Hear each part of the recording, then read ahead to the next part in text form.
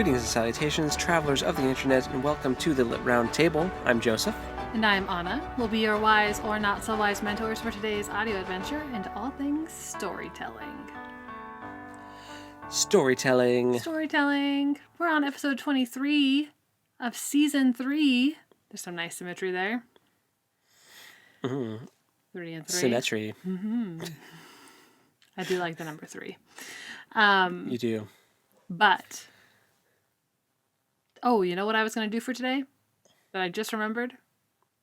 That I for sure did not do? But we're going to do it real quick. You guys, we only have 2 weeks left of our read-along. Oh, you were going to make a list of books. I was going to make a list of books, but I can come up with a list real quick off the top of my head here. Oh boy. Here we go. Super impromptu list. It's all good. This means that if you would like to vote on our next read-along, you need to become a member of our Patreon.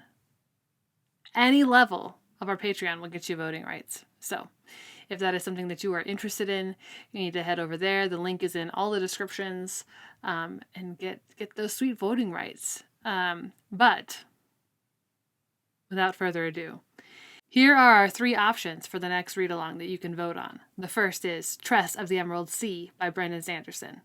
The second one is A Venom, Dark and Sweet by Judy Lynn. That's the sequel of the book that we just finished before this one. That's very confusing. It's the sequel to A Magic Steeped in Poison. Anyway, and then our third possible option is going to be the sequel to the 5th season by N.K. Jemisin called The Obelisk Gate. So those are your 3 choices. Choose wisely. You can't go wrong. They're all going to be great. And I want to read all of them. So whatever you pick, I'll be happy with. But there you go. Those are your 3 choices. Lovely. Sometimes it's fine to be spontaneous. Yes, it's a spontaneous type of day. It's a spontaneous... this is just a time of... Yeah. This is a time of year that's hard just to, function. This is what I was going to say.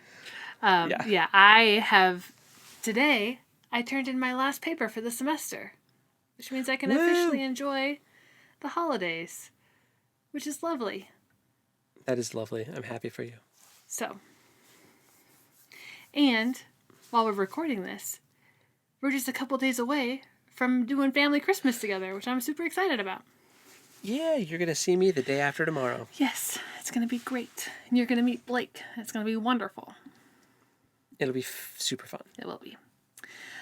Super fun. Yes. So, speaking of Blake. Okay. Because you and I have both been very busy, and so has Blake been, honestly, but he is a great sport.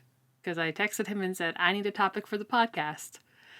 And he sent me another link to one of these dumb ranking articles, which I absolutely adore him for. If you are not a patron, you may not have heard, you will not have heard our last video going through one of these articles, because it was a bonus episode talking about the oldest characters in Middle-earth. And the list was very, very wrong. Yeah, it was pretty absurd. So today, we're going to be talking about the 10 oldest items in The Lord of the Rings. Yeah. And I will admittedly not, I won't be able to trash on this one as much as the character one, because that one was, super obvious. Yeah. I'm more shaky on, when things were made. But same. It'll still be fun. So, the link, of course, will be in the description. So if you want to take a look at this article from cbr.com, you certainly can. But we enjoy talking about the Lord of the Rings, and we both needed kind of a no-brainer episode for today. So, yeah, Lord of the Rings is always something easy to fall back on. So, without further ado, unless, Joseph, you have anything you would like to add before we jump into it. I don't think so. I feel like I've been talking a lot. Sorry. No, it's okay. Okay, so how do we want to do this? Let's go from the bottom, from the youngest, according to the list, which is just the least old. Still quite old. Starting at number 10. Yeah, starting at number 10, going to number 1. We'll see how it fares. I kind of have an issue with number 10. Okay, so number 10 is the Argonath, which is the Pillars of Kings. If you're not familiar with the name, it's the statues as the Fellowship is going down the Anduin River. It's the statues of the kings of Gondor. Are they kings or I think they're kings, with their arms outstretched. Yeah. I think it's Elendil and Isildur, or Is that who it's supposed to be? Yeah. That would make sense. I think so. Or Isildur and his brother. I forget, like in the books. It might be different in the movies, but it's those people. Well, the article says it's Isildur and his brother Anarion. Oh, okay. So, yeah. Now, in the last article like this that we looked at, we did find that they had done some research, just not quite enough. So this could be a victim of that as well. So take it with a grain of salt. I do believe in the books it's supposed to be Isildur and Anarion, but in the movies I feel like it's not, because the one is like a big bearded dude, and I feel like that's more Elendil looking. But anyway, the reason I say I take issue with this is because they're like they're huge statues. Can you call them items? Like, they're structures. But they're crafted. I guess. It's like, I feel like if they're on the list, Orthanc should be on the list, or like... I mean, but that's a whole city. No. Orthanc, like the tower. Well, okay. It's still like that's a dwelling. Yeah. That's different. But you know what I mean, though? Yeah, like, it's so big, I hesitate to call it an item, because they're so big. Yeah, okay. But I'll allow it. So they're a piece of but artistry. They're not like, no one's living in them. I guess we assume. I suppose they could be big structures that you could live in. There's birds living in them. Well, that's for sure. Okay, well, that's different. There's birds living in my eave spouts. They can live anywhere they want. Yeah. Well, those would definitely be a second age. That's old Creation. Yeah. Well, that might not actually be true. Now that I think about it, it might be a third age thing. In like honor after of the second age. Yeah. Like after the Battle of the Last Alliance. How? I feel like in order for something like this to be constructed, though, you'd have to be, like, as a country, very established and stable. Oh yeah, they're Numenor things. Yeah, that's true. Or like the people that built them were definitely Numenorians. Yeah, right. Okay. That's true. So very skilled artisans, for sure. Okay. Yeah. Okay. So maybe, like, it's not a bad place to start, except that we're maybe contentious with the definition of an item. Yeah. But it's a good place to start. Number 9 is the Rings of Power. This feels a little broad to me. I feel like this covers potentially a wide range of time. I don't know how long it took Sauron and Celebrimbor to create the Rings of Power. I mean, I would think... I mean, you can't make them all simultaneously, right. But I don't know, within a few months of each other. I don't know. Within a few years, maybe. But I guess this is also, if it's the Rings of Power, it's also including the One Ring.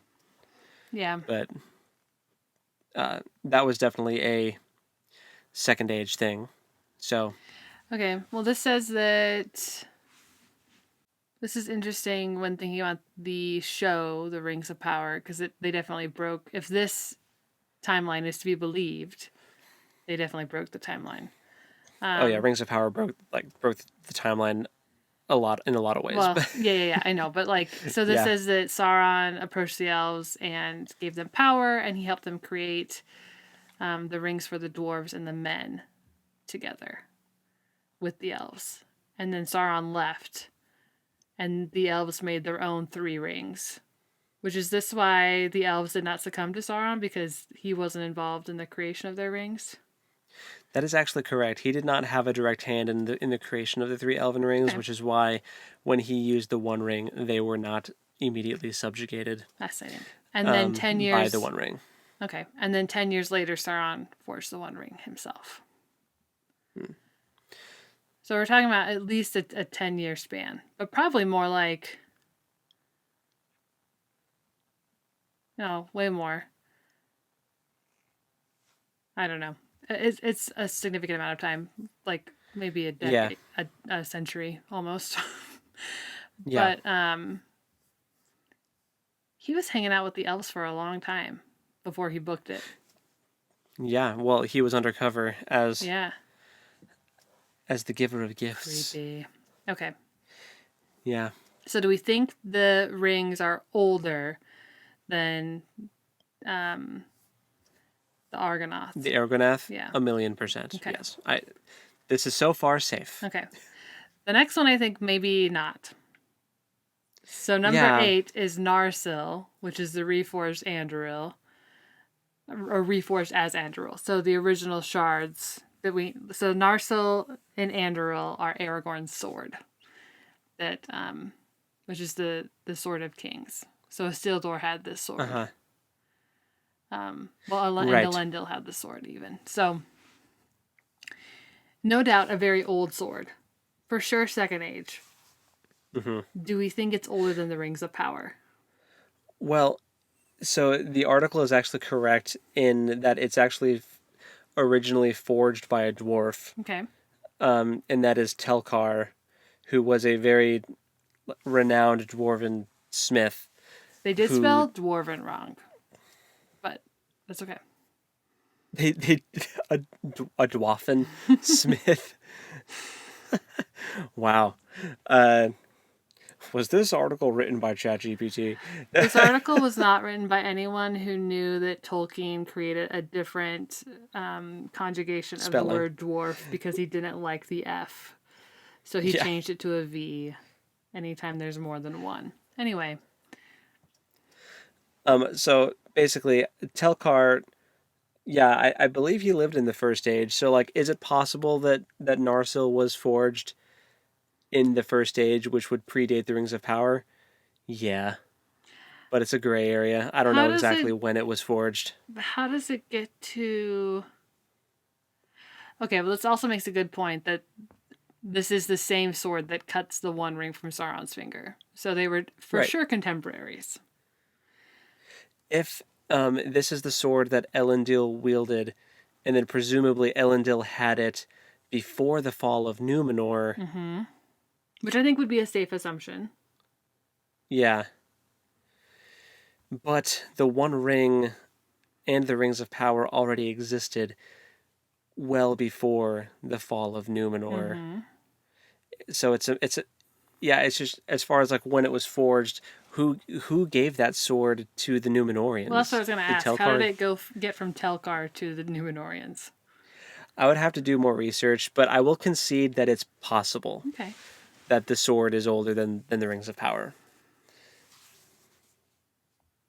It is possible. The next one I have no clue. Well, the next one I'm gonna say, okay, the next number 7 is the Even Star or Elfstone. Yeah. Which my first gut reaction is to say that this was something that Peter Jackson just created on his own, but that is not true because in The Return of the King, Arwen gives Aragorn the Elfstone to wear at his coronation, I believe. So it's not at all like what Peter Jackson turned it into with this necklace that Aragorn had through the whole film, and it was whatever. I'm still not sure. I have never done any research. I know that I remember in the books Arwen giving it to him at his coronation and then being like, oh, that's like the thing from the movies that like hadn't shown up yet. Yeah. Yeah. But I have never done any research into it. So I'm just reading the article and I'm like, apparently it was created by an elvish smith in the First Age, was given to Idril, went to the Undying Lands and then somehow made it back to Middle Earth and was gifted to Galadriel by Gandalf, according to the article. I don't know how much of that is actually true. The first half of it seems plausible. The second half seems weird to me. But like this is written by someone who ships the Gandalf Galadriel nonsense. It's super weird. But which I mean, it's possible. I don't know. I have also not done research into this in particular. I think given that it's from Arwen, who has family ties to some of the oldest elves currently, I mean, not, you know what I mean, in the Third Age living in Middle Earth, it does not seem unreasonable to me that it would be an item that is incredibly old. Yeah, but older than, like, was it made in the First Age? If it was made in the First Age, okay.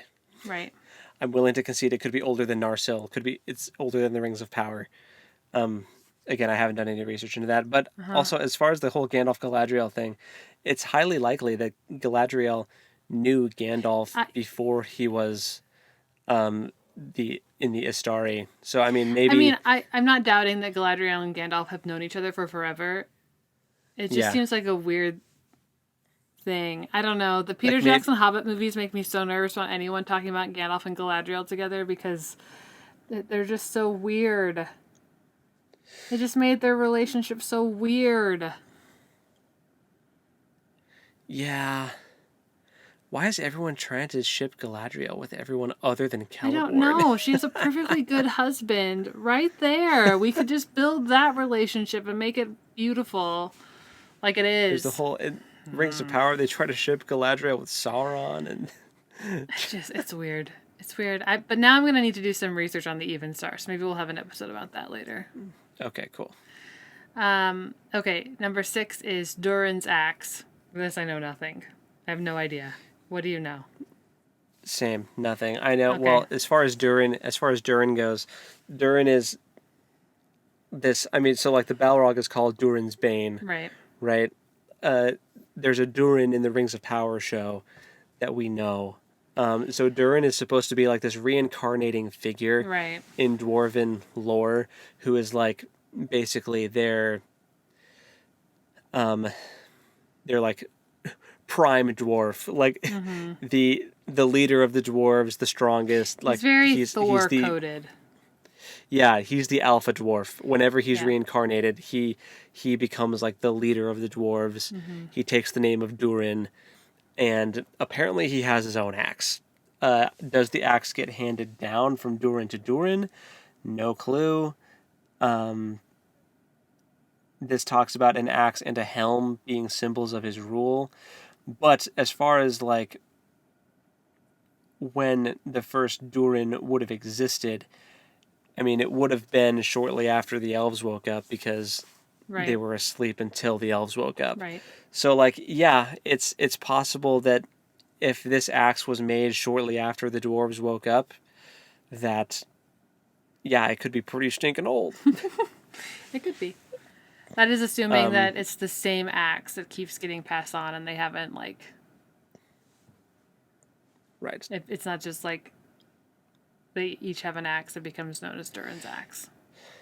Yeah, yeah. But knowing Tolkien's penchant for valuable artifacts that are heirlooms, it wouldn't be surprising if it was something that was passed down. Yeah, and to be clear, Durin is, like, the dwarves have different, like, subsects of dwarf, too. And he would have been, like, the leader of the Longbeards. Like, there's a whole thing. Like, the dwarf history is an area that is rather rich that I have only ever scratched the surface of. Sure. It's not as fleshed out as, like, elven lore, because we've got, like, the whole Silmarillion and everything, but there's still a lot in there that... and I'm not a Tolkien dwarf history aficionado by any means. Sure. But Sure. Okay, number 5, we've got Sting along with Glamdring and Orcrist.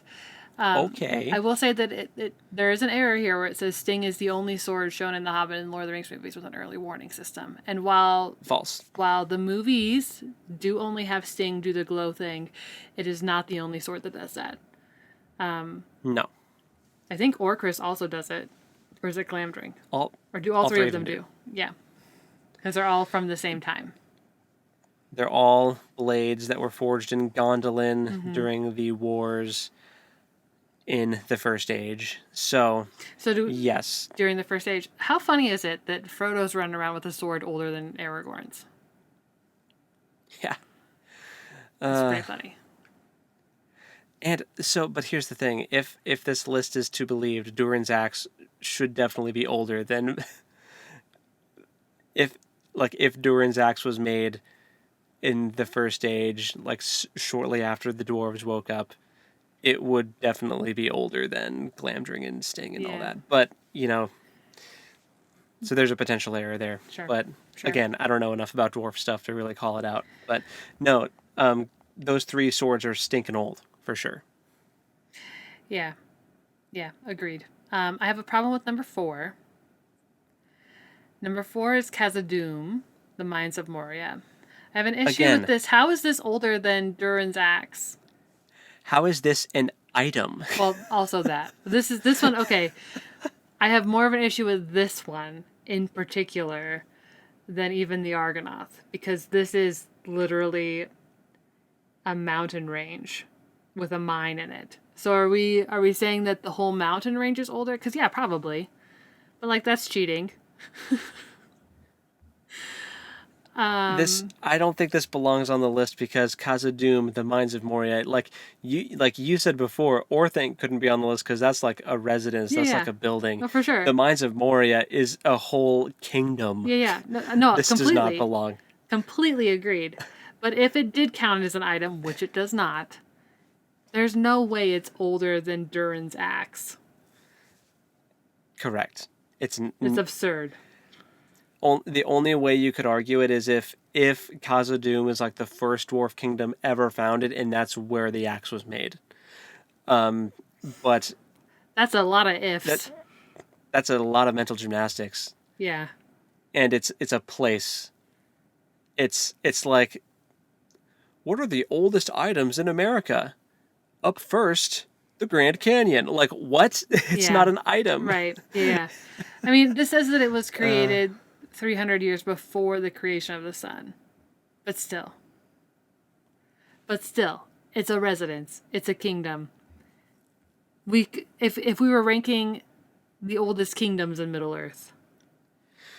Yeah. Silly. Very silly.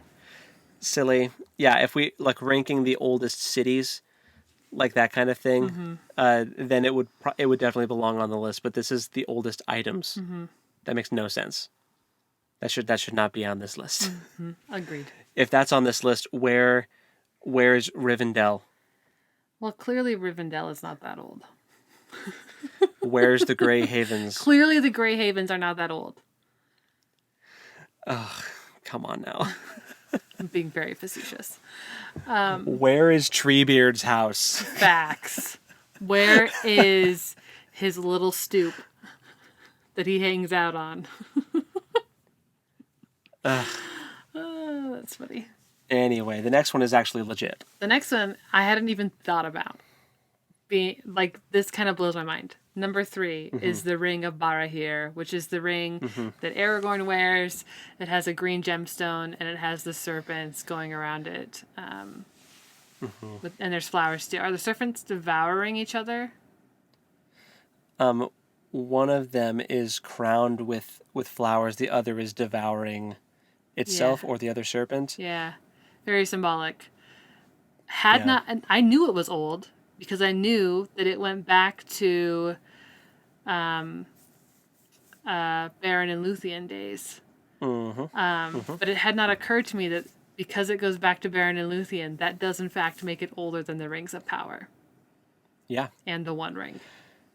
Super, super, super old. So here's Frodo running around with a sword older than Aragorn's sword, and Aragorn running around with a ring older than Frodo's ring. Yeah. How funny is that? Like the ring was, I'll have to go reread that story sometime, but I believe the ring was given to Beren from Finrod, like Galadriel's brother, because it was his first, and he gave it to Beren. So who knows how long Finrod had the ring? This says he could have had that ring. That ring could have been around since they were over in Valinor. Like, Before the creation of the sun. So before the trees were eaten. Right. So this is a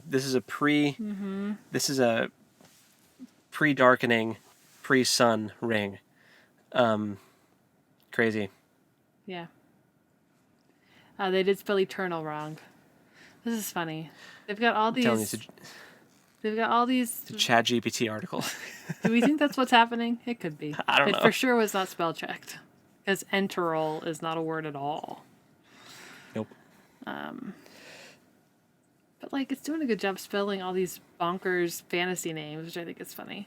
Yeah, just not actual words. Yeah. Well, number two, the Silmarils. I don't know. Do we get to count these? Because they don't exist in the world anymore at the time of the Lord of the Rings. they do though. Well, they still exist. But we don't know They're just where not they accessible. are. We don't know where they are. Yeah. Well, we know where one is. It's a star. Okay, that's not in Middle Earth anymore. So we could do a whole video about like what actually happened to the Silmarils. We should. But that could be a bonus episode maybe. But basically cliff notes, one of them was hurled into the sea. Okay. So it still exists. It's just, in the ocean somewhere. I want a fan The fiction other was where Jonah's fish brings up yeah. the Silmarillion. Yeah. Specifically, I want a Jonah crossover. You want an Old Testament and Silmarillion crossover? I mean, why not? Where They're basically Jonah the same. gets like I'm kidding. I mean it kind of reads like you're Yeah. like you're reading the King James version of Yes. Anyway. That is the joke I was trying to make. Yeah. I was not trying to be sacrilegious. I'm so sorry. Lots of thous and V's in the Silmarillion. Yes. But no, the one of the Silmarils was thrown in the ocean. The other was thrown into the earth after the War of Wrath. Well, one of the elves jumps into a chasm that had opened up in the earth with it. Oh. And kills himself. But then Or the other does one, he? Do we see the death? he super does. Okay. I was just going to say, there's another opportunity for a spin-off for the Rings of Power. So tragic. He's one of my favorite elves. Aww. But and the other one is Arendelle. He wears it as like a circlet, and he sails around in the sky. Yes. On his ship. Yes. His magical sky ship. So tragic. And he is a star basically. With Elwing. Yeah. Yeah. His beautiful wife who turned herself into a bird. Oh my gosh. That's Elrond's dad. Yes. So. Question. Is Arendelle and Elwing already up soaring around in the sky at the time of the Rings of Power show? Yes. Oh, wow. That makes me view poor little Elrond in that show differently. I feel bad for him. His twin brother's long gone. Yeah. He was the first king of Numenor. His dad's just sailing around in the sky. He sees him every night. Just that makes me so sad. Trying to live up to some lofty expectations. Man, the elves are sad. Okay, anyway. So the Silmarils are old as dirt, and they were created by Feanor in Valinor. He was the best smith the elves have ever known. Yeah, they're super, super, super old. So, yes. So I can see that they are very old. Yes. I still don't know if they belong on the list because they're not accessible. I was surprised to see them, and I was like, they belong on the list more than Khazad-dûm does, but I could also see why.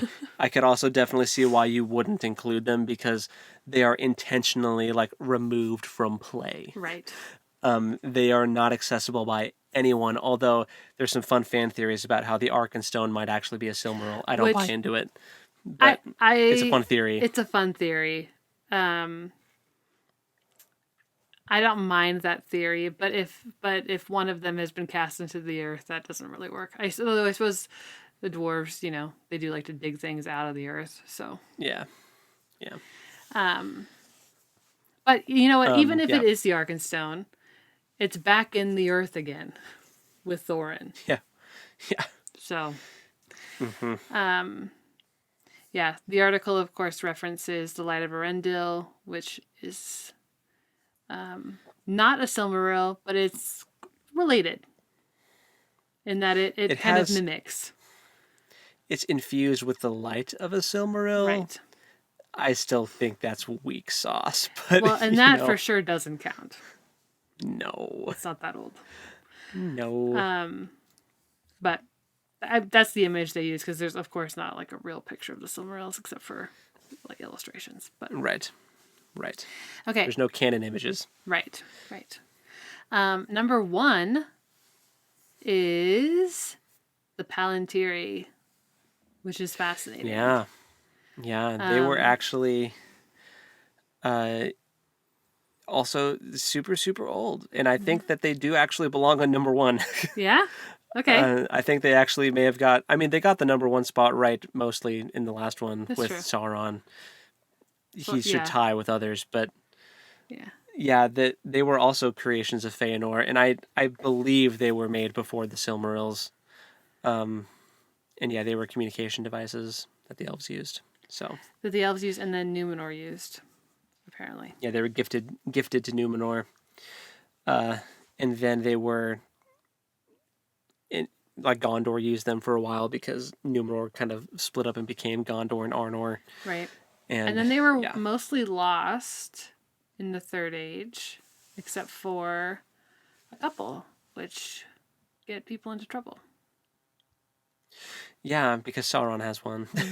Yeah. And he can Sauron get in your head. ruins everything for word. everybody. Yeah.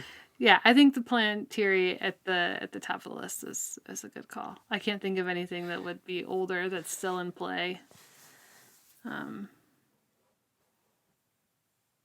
Yeah, me neither. I don't think so.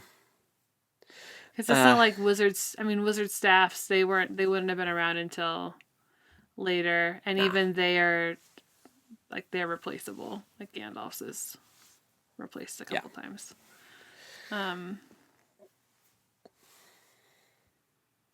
Yeah. I mean, you could go like down some rabbit trails of, could artifacts have long lost, like could some crazy artifacts be around of like some of the elves that were around, Oh, for sure. that didn't go over to Valinor. Galadriel for sure has things. Yeah.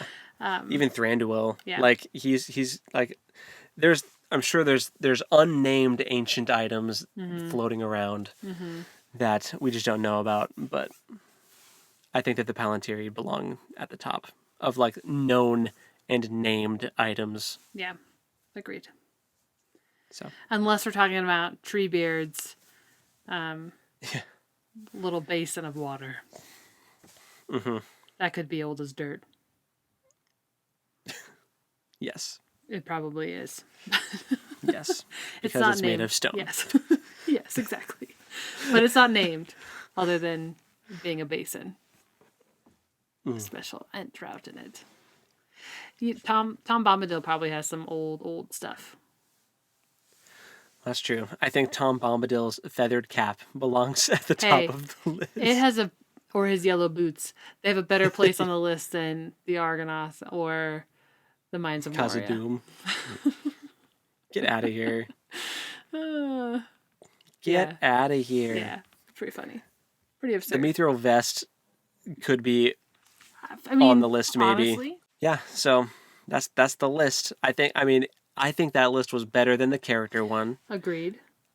Better than the character one. That one was pretty atrocious, but this one was better. I wouldn't have put the Aragorn statues or Khazad-dûm or the Silmarils probably on the list. So what are 3 things that you think could fill out the bottom of the list then? I mean, you could have maybe done, like I said, Bilbo's Mithril shirt. That could maybe be on there somewhere. The daggers that Merry and Pippin are given that are of the Noldorin, which are just they're Noldor daggers that might have seen first age action. I will say that these lists tend to stick to things that actually showed up in the movies. And in the movie, those were in the movies. But in the movies, are you talking about the daggers they get from Galadriel? Yeah. It's in the extended edition. Oh, okay. I have seen the extended too many times. I don't Yeah. remember what's extended and what's Yeah. not. Yeah, that's okay. But But you're right yes. though. That is an extended. But that is from Galadriel, which means that it probably is very old. Yeah. If we went from the books, the swords that the hobbits have from the Barrow Downs Yes. would be really, really old too. Which was the direction I was going to go, because I was going to say, I thought that's what you meant at first when you said the daggers. And I was going to say that in the movies, they just get random daggers from Aragorn. They're not from the Barrow-wights. Yeah.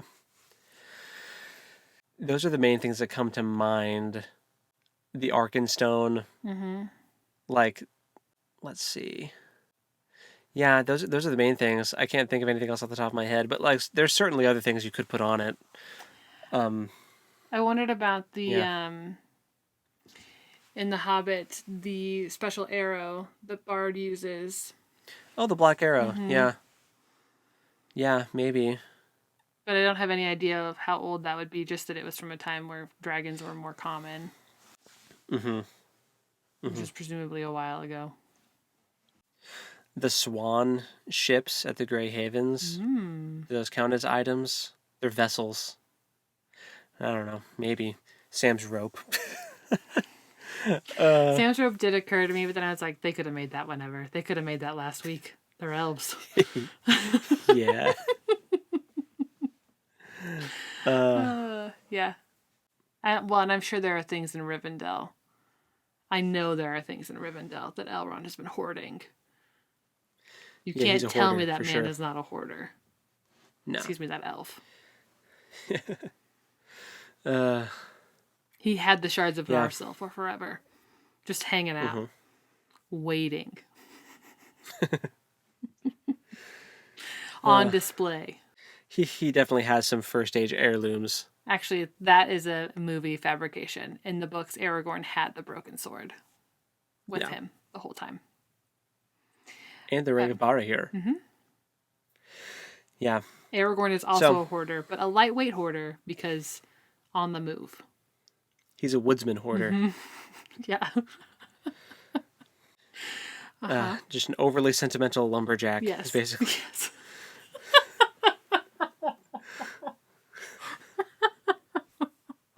An overly sentimental lumberjack who really likes poetry. With a girlfriend that is way too hot for him. For sure. And this is coming from an Aragorn stan, but for sure. Arwen is way out of his league. So out of his league. There's that. Anyway, so yeah, those are the oldest items in Middle Earth. Oh dear. Yeah, Okay. fun times. Fun times indeed. So, let's talk about what we're watching, reading, playing to wrap us up for this evening. Joseph, would you like to go first? Sure. So, I'm just gonna start with playing because this has dominated so much of my life. It's just Baldur's Gate 3 all day, every day. It's just, I'm on my second playthrough right now. I'm doing the Dark Urge playthrough where I'm an evil character, and it's so different, but also so cool. Just seeing just how many different pathways the game has. Yeah. And I'm also super pumped because it won Game of the Year. Nice. And it won a whole bunch of other awards. And Neil Newbon won the Best Performance Award for his Astarion performance in the game. Nice. And so, yeah, the game won, I think, 6 awards at the Game Awards. So, Very cool. including Game of the Year. Very cool. Well deserved. Did Love Tears it. of the Kingdom get any recognition? Tears of the Kingdom won Best Action Adventure Game. Good. Which I'm not shocked. No. Yeah. So yeah, I'm super excited about that, and yeah, so I've been playing a lot of that. So that's been the playing. I mean, we've played random games of like Farkle with grandparents. Sure. You're also still doing D&D. And still playing D&D. Yes, we're all still alive, even though the last session we had, I got knocked unconscious like 3 times. Oops. Some of them were because of traps, Oops. and some of them were because just the dice hated me. Oh dear. But anyway, Oh dear. it happens. But I'm still alive. So that's pretty much it for playing. For reading, we're reading the 5th season by N.K. Jemisin. Also, I am now all caught up on Saga, Nice. and I got through volume 10, and then I realized from my friend Nick that volume 11 had just dropped like a week ago, so I got to go straight to Barnes Noble, pick up volume 11, and I got to completely avoid that whole hiatus nonsense. Nice. Now you have to wait for And 12, though. now I have to wait for 12, but it should be a shorter wait Okay. than the wait was between 10 and 11. Gotcha. Very cool.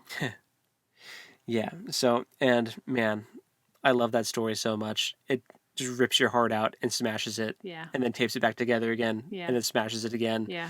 And then, you know, typical storytelling. Yeah. So it's been great. For watching, so still watching Critical Role Campaign 3. Still now I'm keeping up with Jujutsu Kaisen weekly. Tomorrow's Thursday. I've got an episode to watch tomorrow. And Nice. I am, man, that show is popping off. It's really good. So good that I If you should like- give it another shot? Or do you think... Well, if you like fighting anime, if you like action fighting, Yeah, but I watched season 1, which I didn't love. Is it more of the stuff from season 1 that I didn't love, or is it more of the stuff from season 1 that I did enjoy? I have enjoyed season 2 more than season 1. Okay.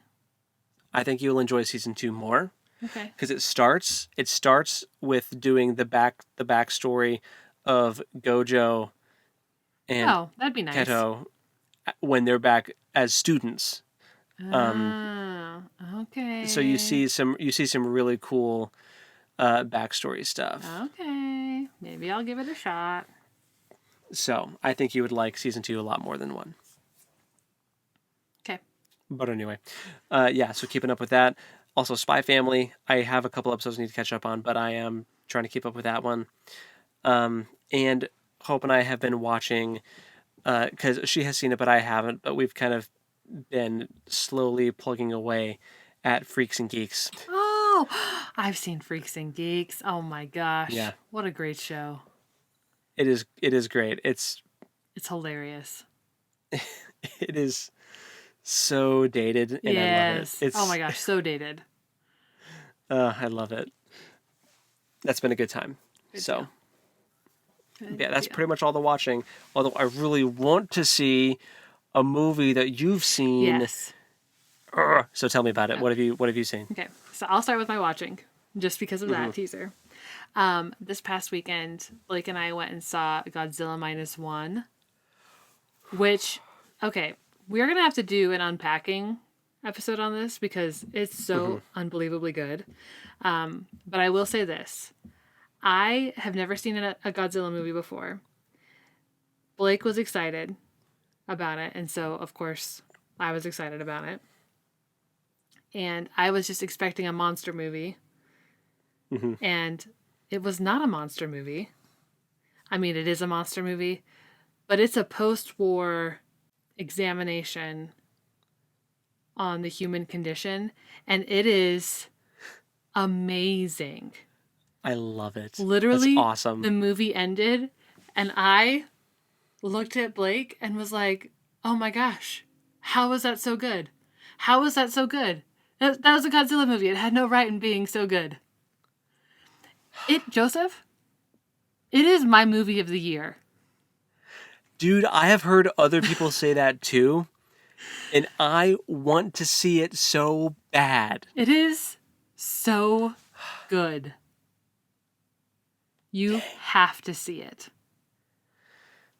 I'll have to look up and see if there's any showtimes on when we get back next week.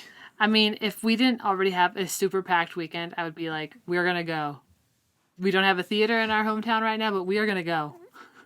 We're going to find a theater that has it. But there aren't a lot of theaters around here that have it, but it's so good. Yeah. Man. And then the next day, we went and saw The Boy and the Heron, which is the new Studio Ghibli movie. Man, I'm so jealous of you. I also want to see that. Well, let me tell you. Very different from Very Godzilla, I'm sure. different. Very confusing. Yeah, I don't really know what happened. And the Heron is disturbing as heck. and the Heron is voiced by Edward Cullen. Yeah, which is funny. Phenomenal voice acting, but Yeah. he is creepy. I He's don't got know. range. I didn't go in. Robert Pattinson. I didn't. Yeah, thank you. I did my typical like no research before going into the movie. Uh-huh. So I didn't really know what to expect, except that it was a Miyazaki Studio movie, Ghibli. Studio Ghibli, Yeah. specifically Miyazaki movie, and I was excited about it because I have historically thoroughly enjoyed all of his movies minus Pompoko, but that's a different thing. And Is that the raccoon one? yeah, Okay, continue. and I was so confused. But I've seen a lot of like discourse about it since seeing it, talking about how it's autobiographical and how certain characters are certain people in Miyazaki's life. That makes it make more sense. Okay. I need to see it again, and I would highly recommend that you do some research on what it is trying to accomplish, Okay. because it's not a clean cut story like Okay. it's not like Kiki's Delivery Service or even Spirited Away, Yeah. which can also be a confusing movie. Okay. So that's what I'll say about The Boy and the Heron. It makes you dig a little bit. You got to work Yes. for it. Visually, You can't just coast through the movie. visually, Mhm. of course, the animation is amazing. The music is amazing. Storyline's a little confusing. Gotcha. Okay. Yeah. What else have I seen? Still watching Sister Wives. They're almost done with their season finale is almost done. So there's like one more week of the interviews or whatever. But and then I finished the Great British Bake Off. Yeah. My favorite character got out in the semifinals, but I was really happy with who won. I think it was Okay, good. It was really good. Also finished the kids one. Nice. Very cute. I watched gosh, I don't remember what it was called. It's a Netflix documentary on the Twin Flames cult. It's very weird. Oh, right. I've seen that. Yeah. It was weird. Well, I didn't see it, but I've seen it like pop up on my Netflix. I'd never even I haven't heard watched of it. it. Like I'd never heard of the cult. Like it's still going. It's very strange. Yeah. And gosh, what else have Blake and I watched? Futurama. Ooh, I'm getting caught back up with Critical Role. I'm still very behind, but I've been working on campaign 3, so that's been fun. I think that's it for watching. It's hard because we didn't talk about what we were watching for so long, so I just feel like I've forgotten things. But yeah. What am I allowed to say? I don't think I ever forgot anything. I am very behind on my anime. Like I haven't been watching Spy Family. I need to do that. But I've been in like a last push to finish the semester. So now that's when I can relax and enjoy some things again. For reading, did I do? No, I started with watching. This is weird. I don't normally start with watching. For reading, the 5th season by N.K. Jemisin. And that's pretty much it. Right Fair. now. Playing, I did pick up Ori and the Blind Forest again. And you know what?